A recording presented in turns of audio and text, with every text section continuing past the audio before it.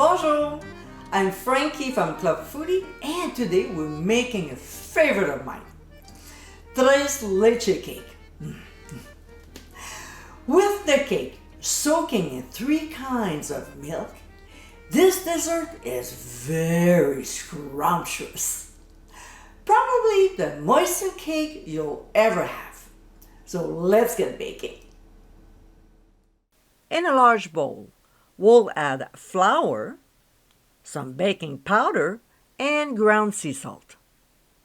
The next ingredient is optional, and it's cocoa powder. There's not a lot going in, but just enough to balance out the richness and sweetness from the 3 milks. And here's the brand I use. Now, if you want to stick to the classic vanilla cake, omit this ingredient as well as the next one, ground cinnamon. Because I hate sifting, we'll whisk the ingredients for a couple of minutes. However, technically, when making a sponge or angel food cake, we should always sift. So, we'll set aside and move on to the eggs. We'll separate them and we'll take our time as we want to make sure there are no egg yolks in the whites because we're making a meringue. In a bowl of a stand mixer, we'll add the egg whites, and with the whisk attachment, we'll process on medium-high speed until soft peaks form. We'll now slowly add a 1/4 cup of granulated sugar and continue beating for about 5 to 6 minutes or until the meringue forms stiff peaks. We want something similar to this. All right, next step. In a medium bowl, we'll add our egg yolks and the remaining 1 cup of granulated sugar.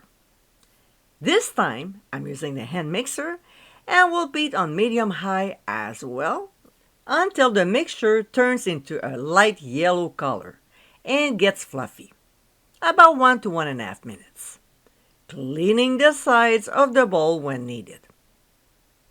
To this, we'll add whole milk. I know there are 3 kinds of milk we'll add later, but right now we still have to make the batter. And also pure vanilla extract.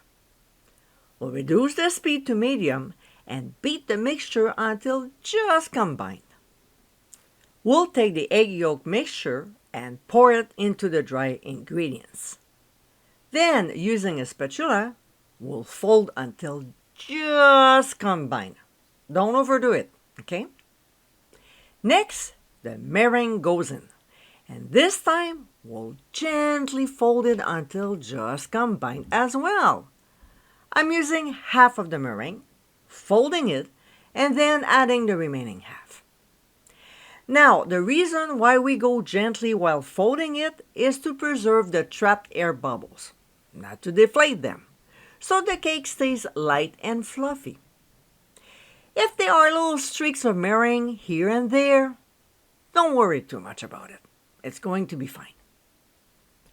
Next, in a 9x13 baking dish greased with butter, we'll pour in the batter and even it out.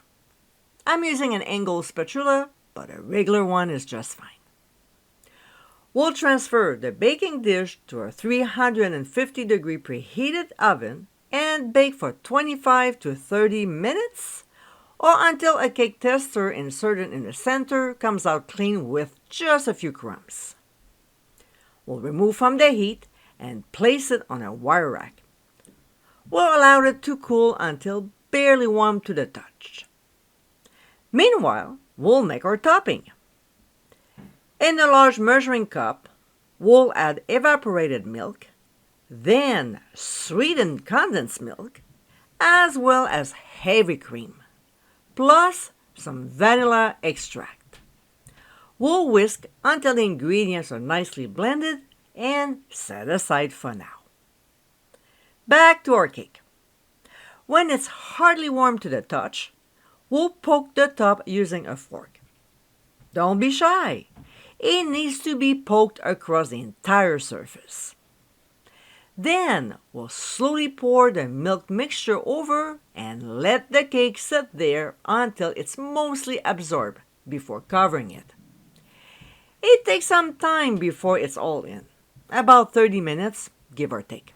So be patient. When there's barely any left on top of the cake, we'll place the lid on and transfer it to the fridge overnight so it gives the cake time to firm out with the dairy. Therefore, it can hold it when we slice it. The next day, we'll make the whipped cream.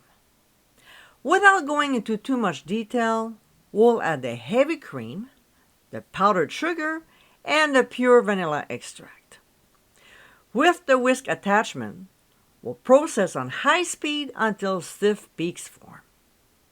To view how to make the perfect whipped cream every time, click on the top right corner of your screen. We'll remove the cake from the fridge and spoon the whipped cream on top before spreading it out evenly. If you want to be fancy, make a cute little pattern on top. For the finishing touch, we can add some fresh berries, shaved chocolate, chopped nuts, and so on. And my friends, this is our Tres Leches Cake. Incredibly moist and tasty, this scrumptious dessert is always a hit and perfect to serve when entertaining. I hope you give it a try soon, and be sure to visit clubfoodie.com for ingredient amounts, directions, and more info. Until next time, my friends, bon appétit!